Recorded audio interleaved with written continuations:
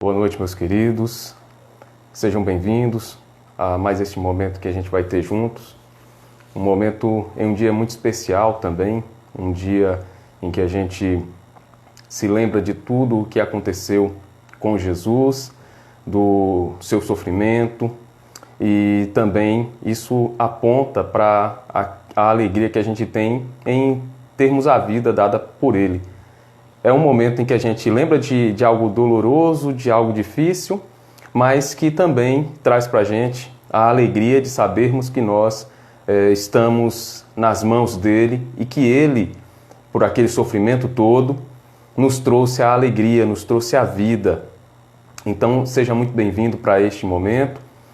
Sexta-feira, chamada de Sexta-feira da Paixão, e a gente vai meditar de hoje até domingo em 4 atos dessa paixão de Cristo, né?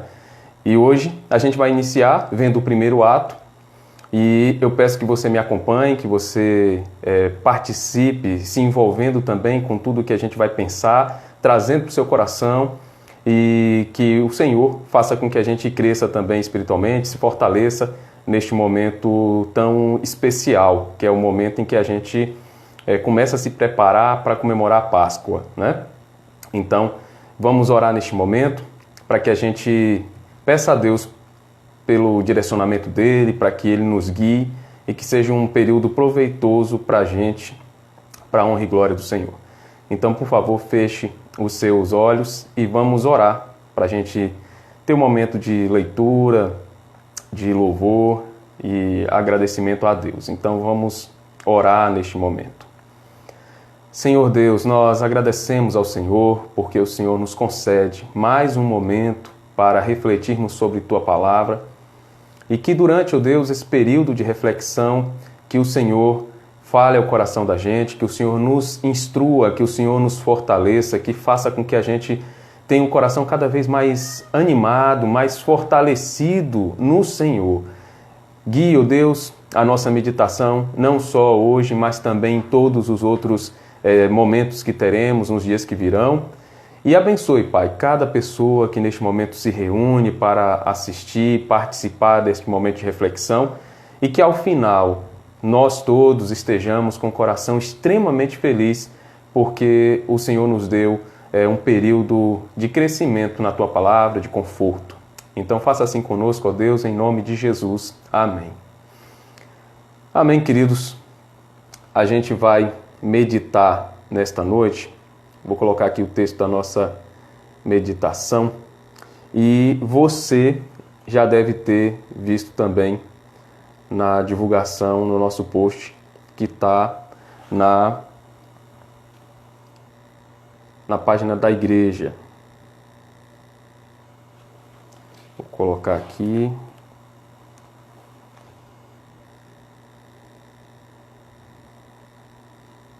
Para que você possa ver aí e quem mais entrar também.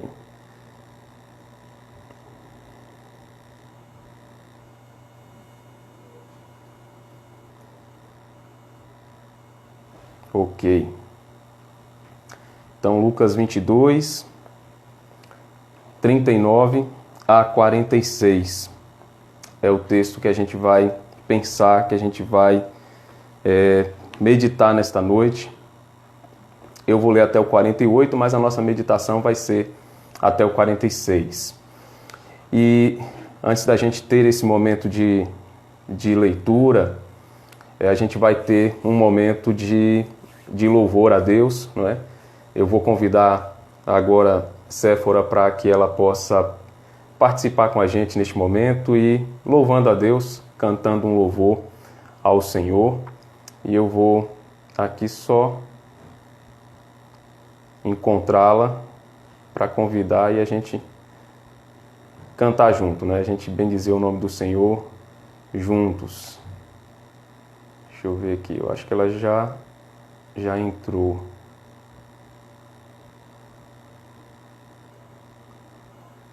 Thaís, se você tiver aí já, por favor, dê um toquezinho, tá bom? Para eu poder aqui chamar a Séfora pelo seu telefone. E antes até que ela apareça aí, dê o ok dela, Eu vou fazer a leitura do texto e eu peço que você acompanhe comigo aí na sua casa. Tá ok, Thaís? Daqui a pouquinho eu chamo vocês aí. Versículo 39 de Lucas 22 diz assim: Como de costume, Jesus foi para o Monte das Oliveiras e os seus discípulos o seguiram. Chegando ao lugar, ele lhes disse: Orem para que vocês não caiam em tentação. Ele se afastou deles a uma pequena distância, ajoelhou-se e começou a orar. Pai, se queres, afasta de mim este cálice. Contudo, não seja feita a minha vontade, mas a tua. Apareceu-lhe então um anjo do céu que o fortalecia. Estando angustiado, ele orou ainda mais intensamente, e o seu suor era como gotas de sangue que caíam no chão. Quando se levantou da oração e voltou aos discípulos, encontrou-os dormindo, dominados pela tristeza. Por que estão dormindo? Perguntou-lhes. Levantem-se e orem para que vocês não caiam em tentação. Enquanto ele ainda falava, apareceu uma multidão conduzida por Judas, um dos 12. Este se aproximou de Jesus para saudá-lo com um beijo. Mas Jesus lhe perguntou: Judas, com um beijo, você está traindo o Filho do Homem? Então esse é o texto da nossa reflexão nesta noite. Primeiro ato da paixão de Cristo. E vamos agora louvar o nome do Senhor com Séfora. E eu vou aqui só convidar Thaís. Vamos fazer esse teste, né? Fica. Amém, minha querida. Boa noite. Graça Boa noite, e paz. pastor. Graça e paz, irmãos. Prazer poder participar neste momento, neste dia tão especial para as nossas vidas, né? Com o Senhor. Então, nós vamos louvá-lo com o hino do número 270 do nosso cenário. Então, os irmãos que quiserem acompanhar, cantando em suas casas, vamos participar, então. Amém. Morri na cruz por ti, foi para te livrar. Meu sangue ali verti, posso te salvar. Morri na cruz por ti, que fazes tu por mim? Morri na cruz por ti, que fazes tu por mim? Vivi assim por ti, sofrendo intensa dor, e tudo fiz aqui por ser teu Salvador. Morri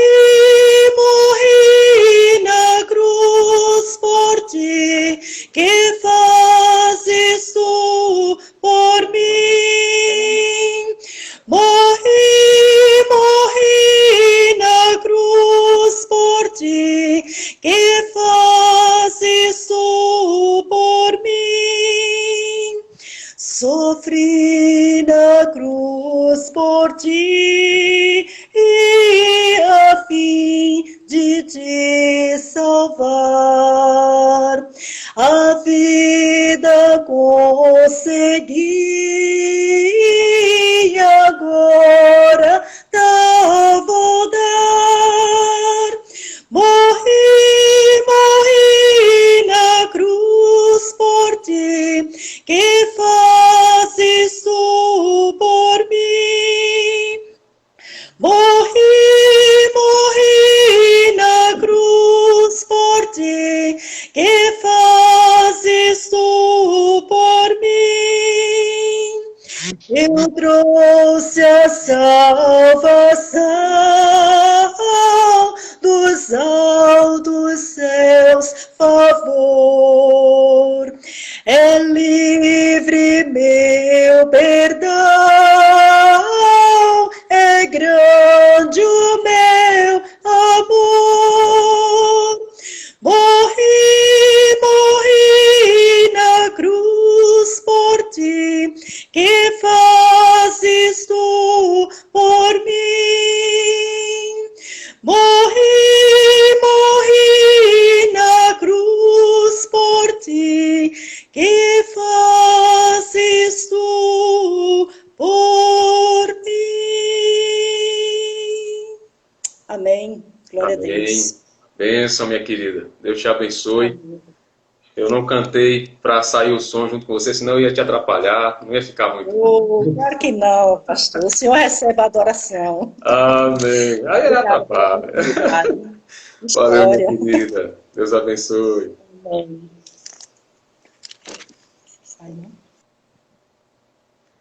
Amém, queridos. Vou colocar aqui novamente o microfone para poder falar com vocês. Normalmente, quando a gente tem alguma participação assim durante a live, quando eu coloco o microfone de volta, não fica igual estava no início da live. Se ficar assim bem estranho o som, você fale aí para eu poder mexer aqui de novo, tá bom?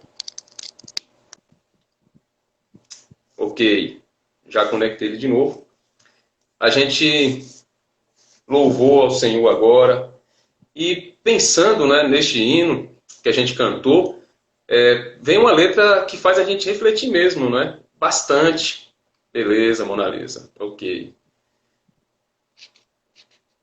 Então,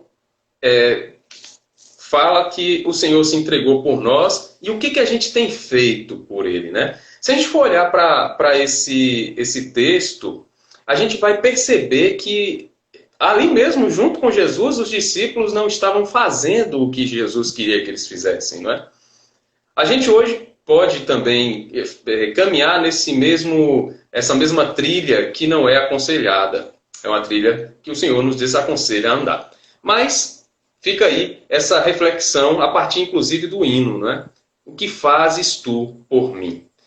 Queridos, nesse texto, a gente tem esse primeiro ato na paixão de Cristo, que nos mostra um momento que foi aquele momento antes da prisão, antes de Jesus ser preso e iniciar todo aquele suplício. E nesse momento inicial, a gente vai ver Lucas falar de algo que é um tema que Lucas gosta muito de enfatizar. Lucas é o evangelista que mais enfatiza a vida de oração de Jesus. Jesus, pelas palavras de Lucas, era alguém que estava a todo instante buscando em Deus Pai a força, a sabedoria, a resposta de oração. Estava sempre diante de Deus Pai, pedindo que Deus abençoasse essa missão dele.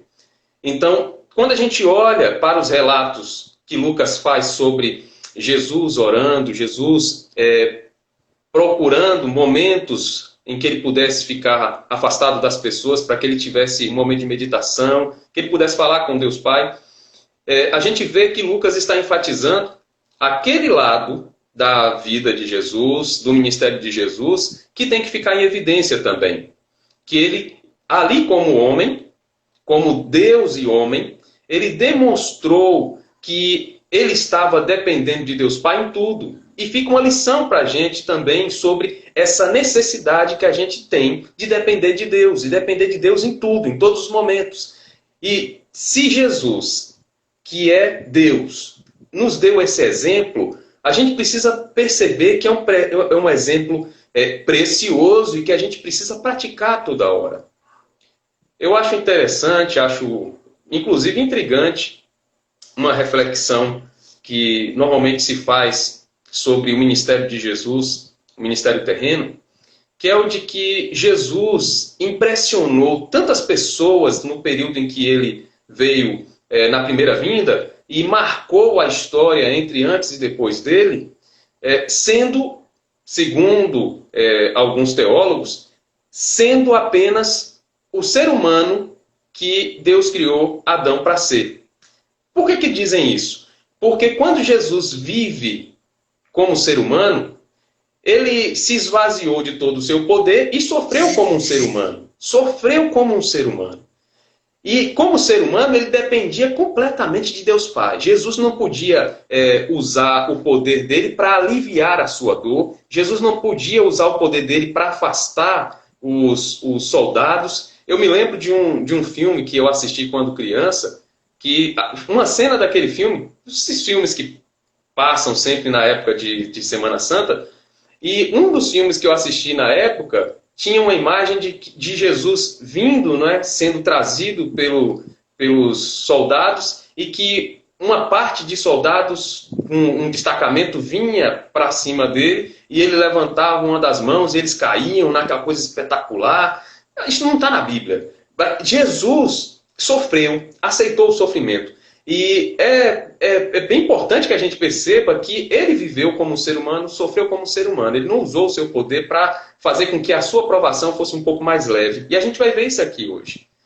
E aí esses teólogos vêm e dizem: Jesus, como homem, como o segundo Adão, ele sofreu, ele viveu como Adão deveria ter vivido, e ele não usou do seu poder como Deus, mas dependeu completamente de Deus Pai. E esse fato de Jesus ser o homem que Deus criou Adão para ser, fez com que a humanidade se espantasse com ele e o visse como algo fora do comum. Mas ali estava apenas o ser humano que Deus criou Adão para ser.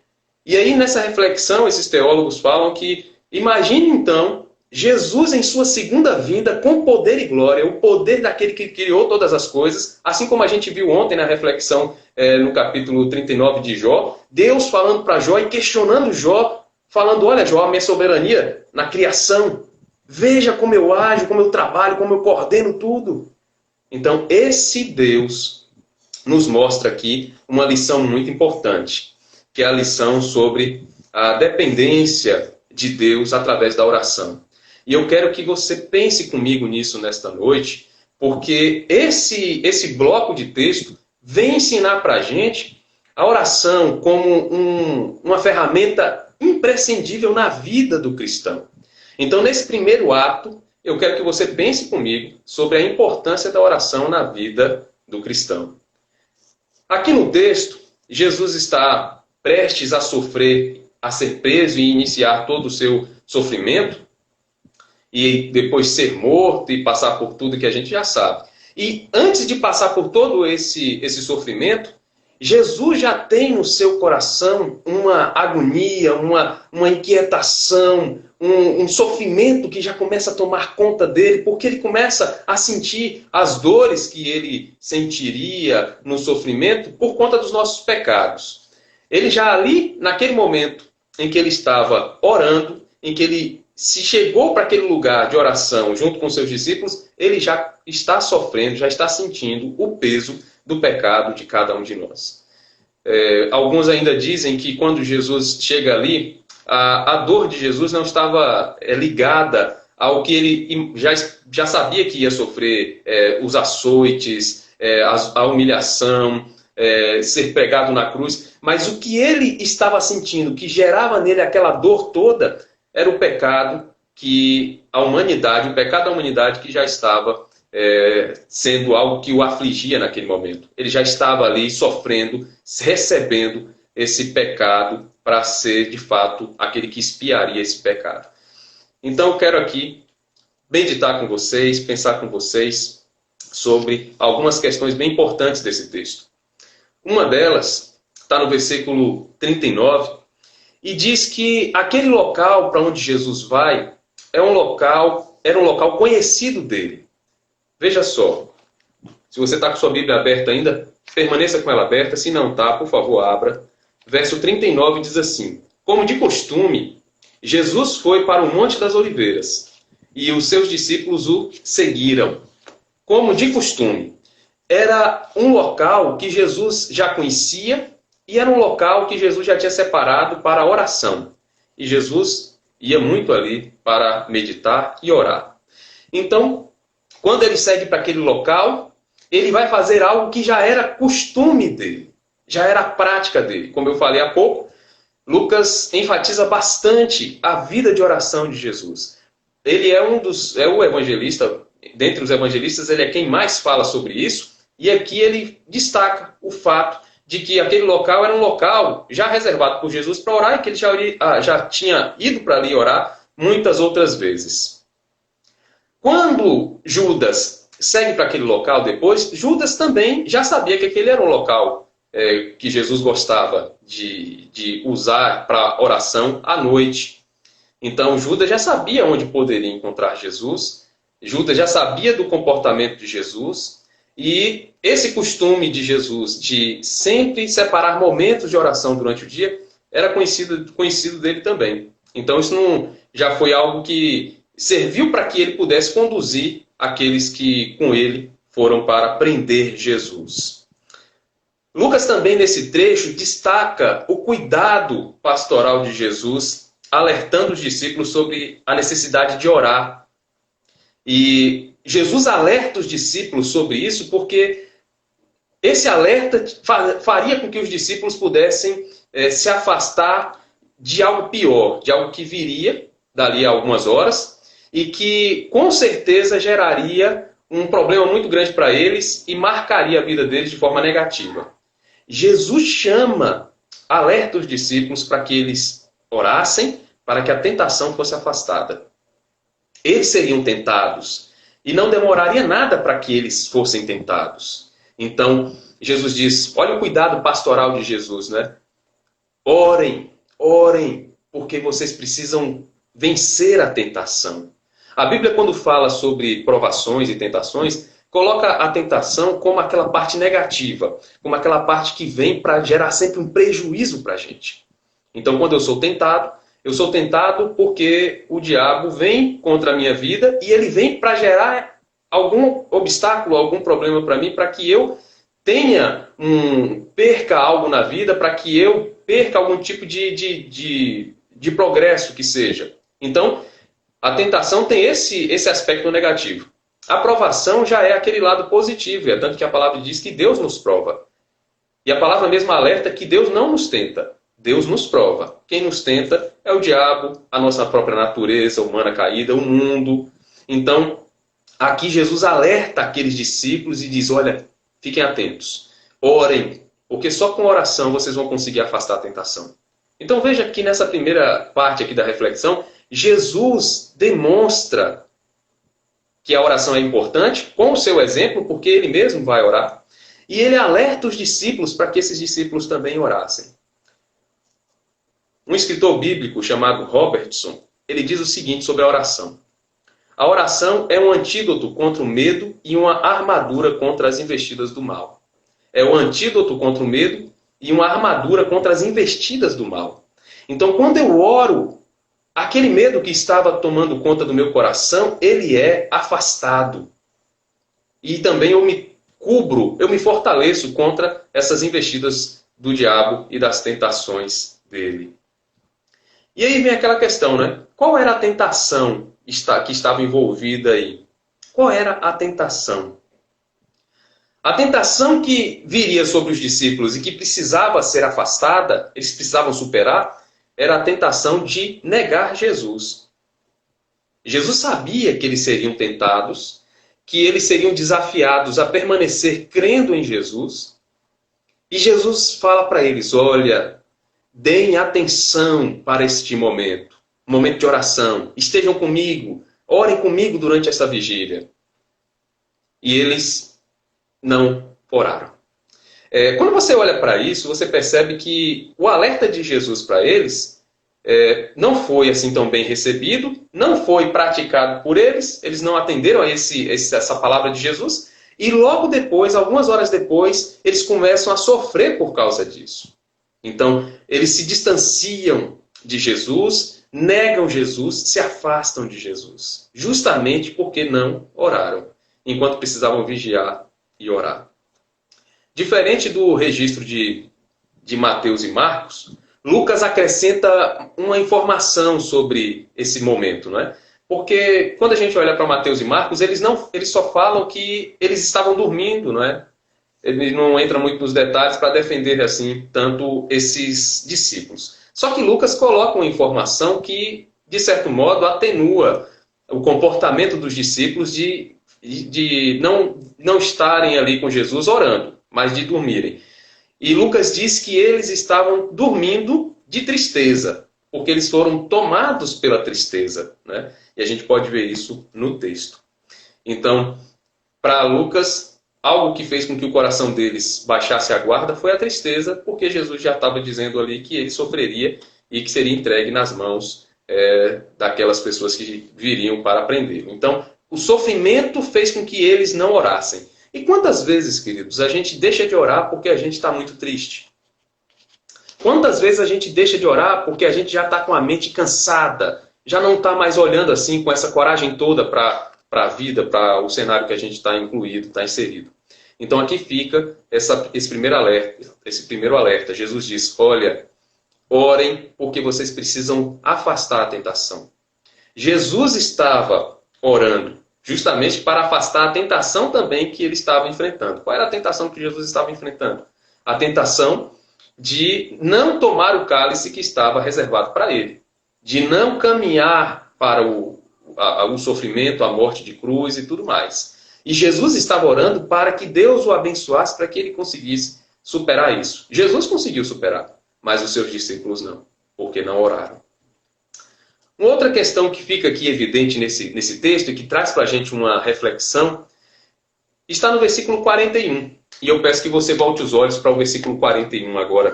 Abra aí a sua Bíblia de novo, pegue ela aí nas mãos. Diz assim, versículo 41.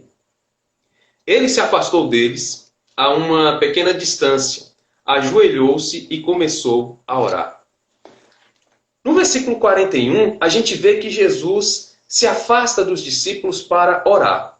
Nesse momento, ele deixa os discípulos à distância e procura um lugar onde ele pudesse sozinho orar. E nesse ponto a gente percebe uma solidão de Jesus enquanto ele ora, não é? Um momento muito, muito difícil para Jesus. Jesus tinha os seus discípulos perto para que eles pudessem orar junto com ele, ainda que não estivessem ali de mãos dadas, no mesmo local, bem próximos ali, um do lado do outro, mas estavam, de certo modo, perto porque eles estavam orando no mesmo local com ele, no mesmo monte. Mas Jesus se afasta para orar sozinho, e esse momento em que Jesus se afasta para orar, a gente percebe que aquela agonia, aquela dor, ela ganha mais força, e Jesus se vê sozinho e clamando a Deus Pai, pedindo uma solução, pedindo força para superar aquele problema. Um momento que, com toda certeza, traz para a gente uma reflexão muito grande. Jesus não precisou estar junto com seus discípulos para orar. Jesus se afastou desses discípulos para que ele pudesse ter um momento sozinho com Deus, ainda que aquele momento fosse um momento de bastante dor e que ele estivesse ali se sentindo só naquele momento em que clamava. Mas ele fez algo que, com certeza, também ajudou o seu coração e a sua mente a superar aquilo, que foi orar, independente de quem estivesse com ele. Aquela tentação de Jesus foi afastada. A gente sabe do que aconteceu com ele. A provação, a tentação que Jesus enfrentou aqui, essa tentação foi colocada de lado, foi superada, vencida, porque ele estava aos pés de Deus Pai, clamando. E eu vejo algo muito importante aqui também, que é a forma como Jesus ora. Jesus, quando busca a Deus Pai nesse momento de oração que o versículo 41 mostra para a gente, diz que Jesus se apresentou diante de Deus Pai de joelhos. Se você olhar aí para a sua Bíblia, para o versículo 41, vai mostrar que ele se apresentou de joelhos, ele orou de joelhos. Aquela forma de demonstrar submissão. Versículo 42 também fala sobre isso. Fala que Jesus disse para Deus, Senhor, Pai, e ele usa uma expressão que é uma expressão muito íntima, né? Abba, Pai, Paizinho, se possível for, afaste de mim esse cálice. Se for possível que o Senhor afaste de mim o cálice. Qual era a tentação de Jesus nesse momento? Era o cálice, era tomar esse cálice. E Jesus disse: Senhor, se puder, que o Senhor afaste. Mas se não for possível, que o Senhor cumpra a sua vontade sobre a minha vida. Então, o versículo 41 e o versículo 42 se completam nesse sentido, porque um mostra que Jesus, primeiro, se afastou para orar de forma solitária, um momento de muita dor, mas ele estava ali orando a Deus Pai, independente de quem estivesse com ele. Mostra também que ele orou, e orou de joelhos, demonstrando a sua submissão. E o versículo 42 também fala que ele, ao orar a Deus Pai, orou e disse: Senhor, se puder, afasta esse cálice da minha vida. Mas se não puder, que o Senhor cumpra a tua vontade. A submissão de Jesus a Deus Pai. É um exemplo para a gente também. Na oração, a gente não usa esse momento de oração, para determinar a Deus nada. Para dizer que Deus faça de acordo com a nossa vontade. Se você se lembrar da oração do Pai Nosso, a oração modelo, quando fala que Deus faça a vontade dele assim na terra como no céu, ali está o exemplo. É Deus que faz a vontade dele prevalecer. Então, quando Jesus diz aqui: olha, Pai, eu estou sofrendo muito neste momento. Se possível for, que o Senhor afaste esse cálice de mim. Mas se não for, que o Senhor cumpra a tua vontade, ele está deixando claro que, apesar de todo o sofrimento dele, ele quer que seja feita a vontade de Deus, Deus Pai, e não a dele. Qual era o cálice? Que cálice era esse? A gente já viu que a tentação dos discípulos era eles negarem a Jesus. E, de fato, por não terem orado, por não terem feito o que Jesus falou, que era vigiar e gastar aquele momento em oração, por não terem feito isso, eles acabaram negando a Jesus. Qual era o cálice de Jesus? Qual era a tentação? Esse cálice pesado, qual era? Alguns podem imaginar: não, esse cálice pesado era a vergonha que ele ia passar, era a humilhação, o sofrimento, os açoites, a morte de cruz, que era uma morte que era como uma tortura mesmo. Não, mas esse não era o cálice na prática. Porque o cálice mesmo que Jesus estava pedindo para que fosse afastado era receber sobre si todos os pecados do mundo. Porque quando ele começou a sentir essas dores de receber o pecado do mundo sobre si, ele começou a sentir uma dor terrível. A agonia foi grande, o sofrimento foi grande. E enquanto ele sofria ali, ele disse: Senhor, Pai, se possível for, que o Senhor afaste isso de mim. Porque ele estava sofrendo pelo pecado, não só nosso, mas o pecado do mundo inteiro, de todas as épocas, desde Adão.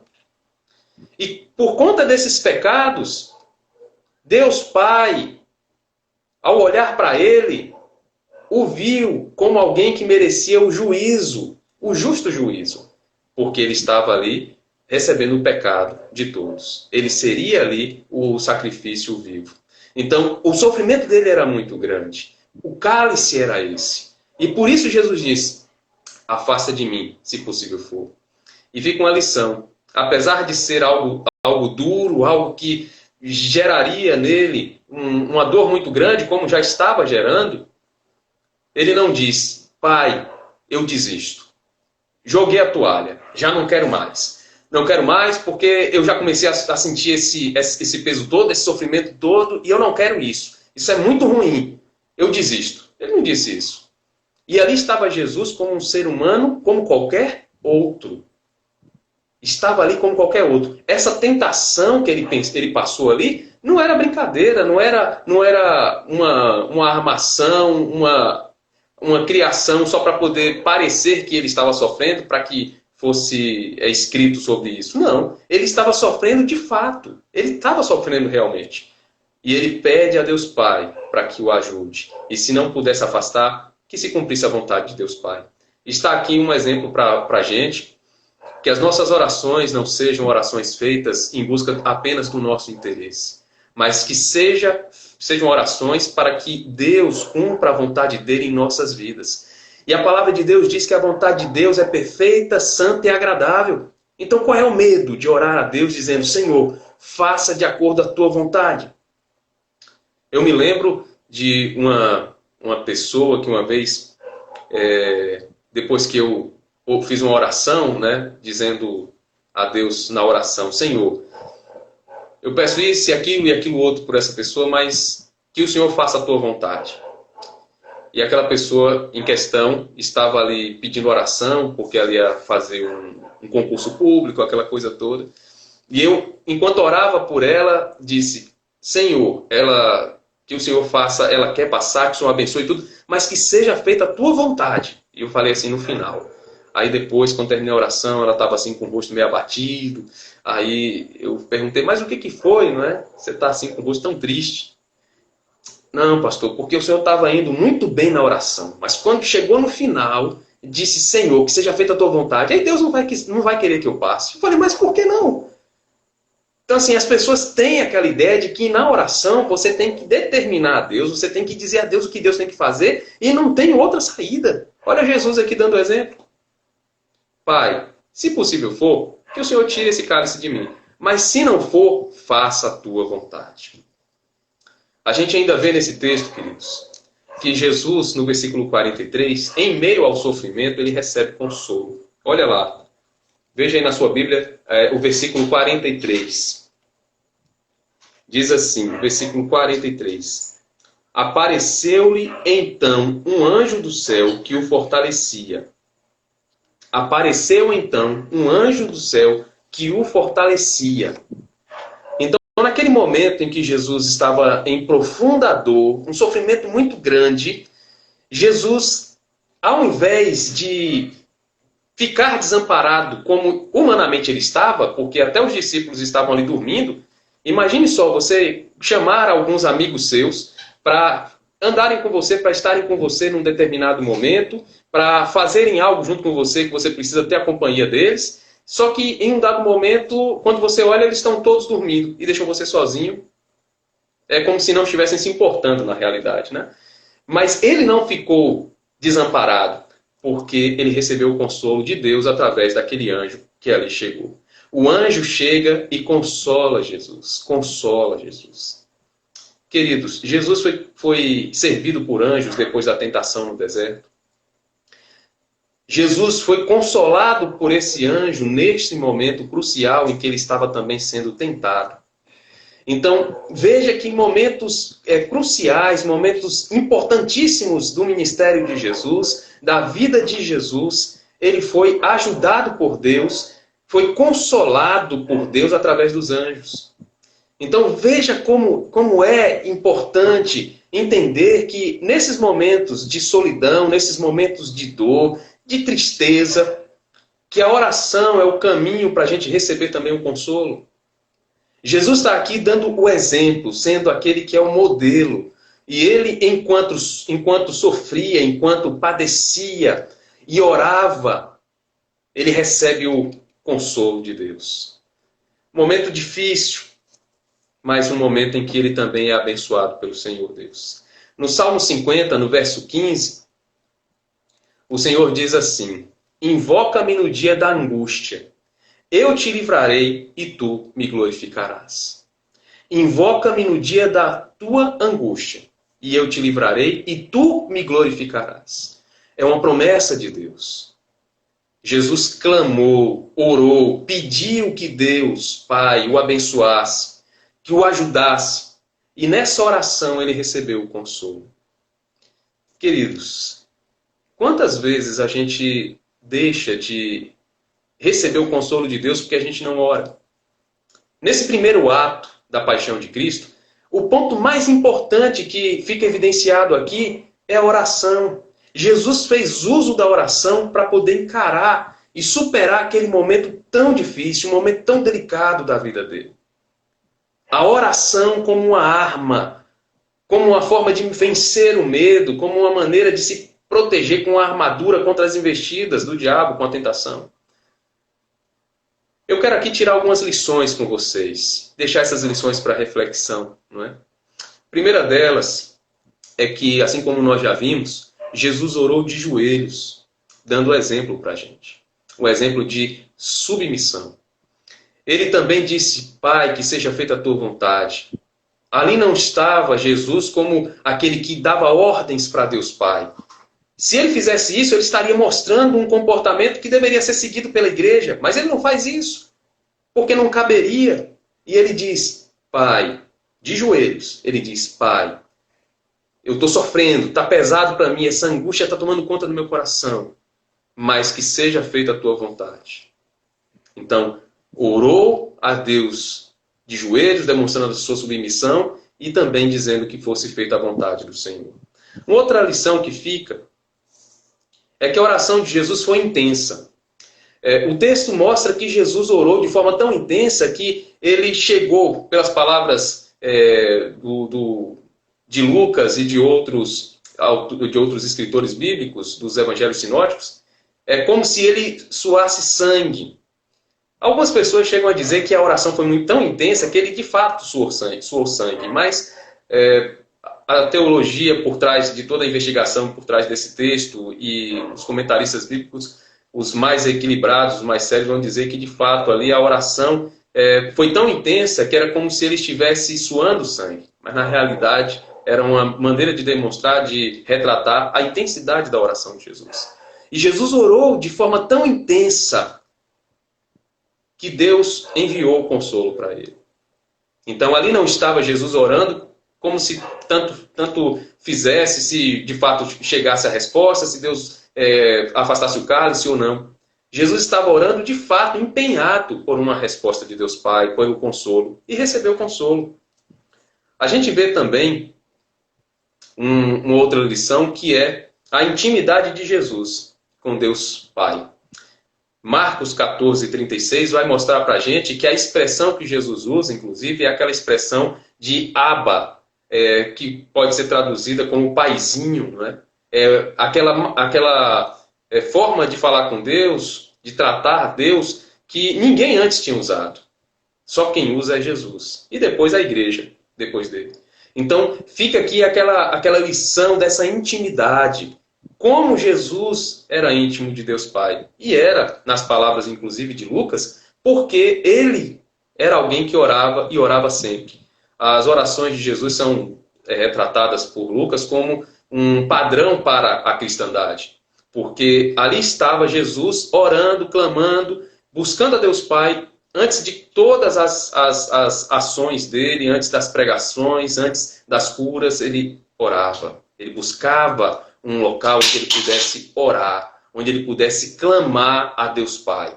Então fica aqui aquela lição também da intimidade que Jesus tinha e deixa esse exemplo para a gente. E por fim, a resposta que ele recebeu, né?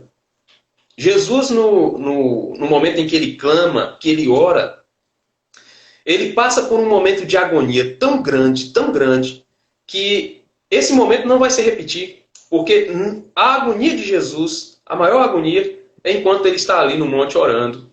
Momentos antes de ser preso. Porque enquanto ele orava, orou com intensidade, pediu a Deus Pai para afastar o cálice, se fosse possível, recebeu o consolo do anjo e tudo mais. Depois que Jesus sai dali, Jesus sai fortalecido. A resposta de oração foi dada. Deus não afastou o cálice, mas fortaleceu ele para que ele pudesse superar aquele momento e cumprir o que deveria ser cumprido. Porque quando você olha para Jesus depois de ser preso, depois de ser questionado, julgado, açoitado, torturado, morto, você não vê Jesus com a agonia que ele estava no monte enquanto orava. Porque Deus havia respondido à oração dele. E ele encarou aquele momento com o coração em paz. Sofreu o que tinha que sofrer, entregou o Espírito nas mãos de Deus Pai, morreu e ressuscitou. Mas aquele momento foi um momento em que ele recebeu a força que precisava para encarar todo o momento de sofrimento e de suplício que ele teria que encarar. Então, queridos, que a gente perceba que nesse primeiro ato, a oração foi a arma usada por Jesus para superar aquele momento de agonia, de aflição, para que ele pudesse encarar tudo o que ele encararia depois. Que de um lado a gente vê Jesus conseguindo vencer essa tentação, tomando o cálice, E do outro lado a gente vê os discípulos que não tinham seguido os conselhos dele, de orar, de intensificar a oração enquanto estavam ali, para que eles superassem a tentação, vencessem a tentação, e eles acabam sucumbindo à tentação, negam a Jesus depois. Então que fique essa lição para a gente. Jesus nos deu o exemplo. A oração é uma arma poderosíssima nas mãos da gente, e Jesus fez uso dela nesse primeiro ato. Então que Deus aplique essa palavra em nosso coração, que Deus nos faça ser cada vez mais pessoas que veem a oração como algo essencial em nossa vida, em nome de Jesus. Queridos, e nesse momento a gente vai cantar mais uma vez, né? Vocês aí, né, acompanhando aí, eu não vou cantar aqui para não atrapalhar a Séfora, mas a gente vai chamar a Séfora de novo para que Séfora cante mais um hino e a gente vai meditar na letra desse hino também. Deixa eu só chamar ela aqui. Vamos louvar a Deus com ela. Mais um hino. Deixa eu tirar o microfone aqui. Amém. Vamos abrir nosso cenário, meus irmãos, e vamos louvar o Senhor com o cântico Rude Cruz. Essa mensagem maravilhosa neste dia, né? A cruz que o nosso Senhor derramou o seu sangue por nós. Rude cruz se erigiu, dela o dia fugiu, como emblema de vergonha e dor. Mas eu sei que na cruz, nesse dia, Jesus deu a vida por mim, pecador. Sim, eu amo a mensagem da cruz, seu triunfo, meu gozo será, pois um dia lugar de uma cruz, a coroa Jesus me dará. Amém. Desde a glória dos céus, o Cordeiro de Deus, ao Calvário humilhante baixou. Nessa cruz para mim há mistério sem fim, porque nela Jesus me salvou.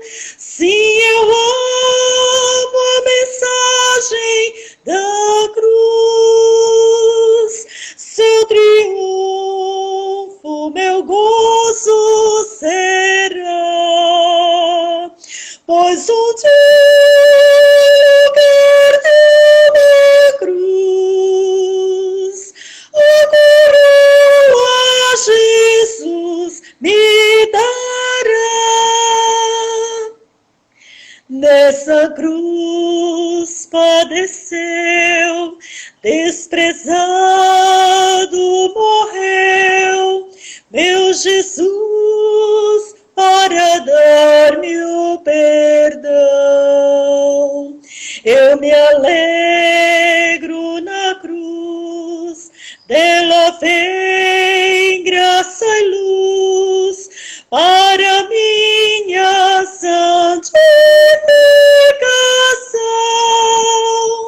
Sim, eu amo a mensagem da cruz, seu triunfo, meu gozo será, pois um dia lugar de uma cruz, a coroa Jesus me dará.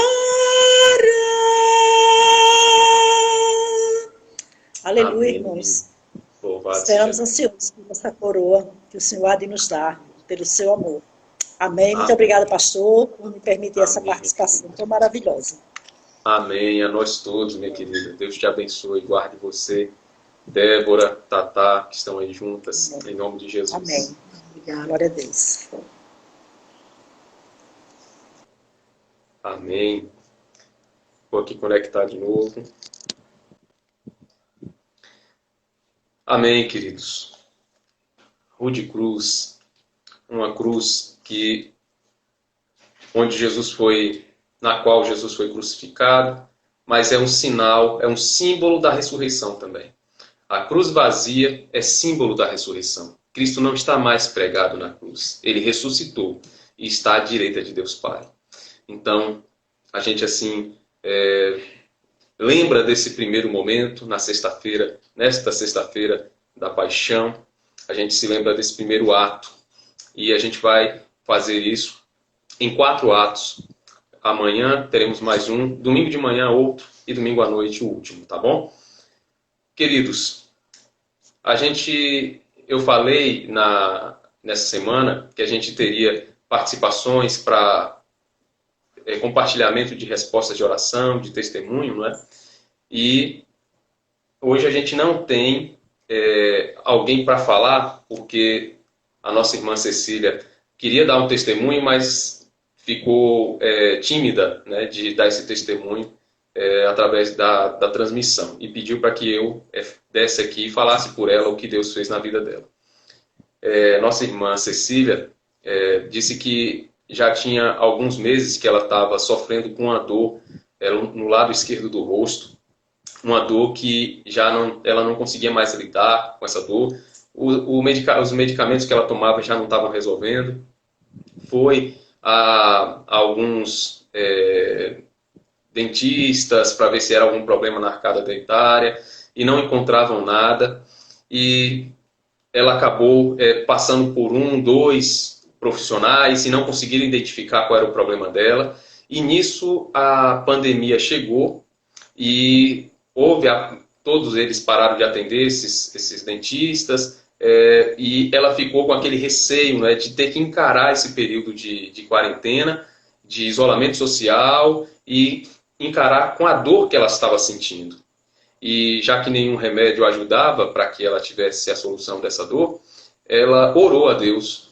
E ela disse que sempre gosta de orar, não é, na madrugada. Numa dessas madrugadas ela orou a Deus e pediu que Deus fizesse com que aquela dor parasse, para que ela pudesse passar por esse tempo também sem senti-la, porque não tinha como resolver de outra forma.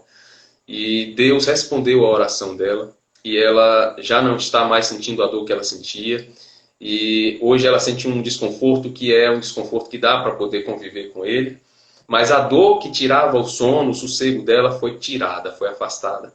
Então ela queria que aqui esse testemunho fosse contado, e aqui foi contado para fortalecer também a fé de cada um. E a oração, ela é uma arma poderosa, queridos, arma poderosa. Deus ouve a nossa oração. Hebreus 11:6 diz: sem fé é impossível agradar a Deus, pois todo aquele que se achega a Deus tem que acreditar que Ele existe e que é galardoador dos que o buscam. Então, enquanto você ora, creia em Deus, creia que Deus vai responder. E Ele responde. Pode responder com sim, pode responder com não, pode responder com espere, mas Ele vai responder, porque Ele garante isso na palavra. E a nossa irmã, a Cecília, veio com esse testemunho maravilhoso de algo que Deus fez na vida dela, e com certeza Ele também faz isso na vida de cada um de nós. Então, se você não quiser contar o testemunho, dividindo a tela, te convidando para participar da live, faça como Cecília, me fale como é que foi o seu testemunho, que eu conto aqui e compartilho, porque serve para fortalecer a fé de cada um, né, de todos nós. Queridos, assim a gente já está chegando ao final dessa transmissão, desta live, em que a gente refletiu sobre o primeiro ato da paixão de Cristo. E nesse primeiro ato a gente viu a oração como uma atitude essencial para a vida do cristão. Então que a gente fique com essa palavra no coração, que Deus abençoe cada um de vocês. Vou orar neste momento encerrando, e peço que você apresente também os seus pedidos a Deus. Ore junto comigo e vamos encerrar este momento com oração, tá bom? Feche seus olhos, por favor. Senhor Deus, nós te agradecemos por mais este momento de oração em tua presença. Por mais um momento de reflexão bíblica, nós também tivemos a oportunidade de cantar, de louvar ao Senhor. Pai, receba o nosso louvor. E que o Senhor aplique em nós a tua palavra. Estamos aqui pensando naqueles momentos que foram os momentos da paixão do Senhor, da prisão, do sofrimento, da morte e da ressurreição. Abençoe-nos enquanto nós meditamos nessa palavra. E que em nome de Jesus não seja só um período para lembrar da morte, mas principalmente da ressurreição do Senhor.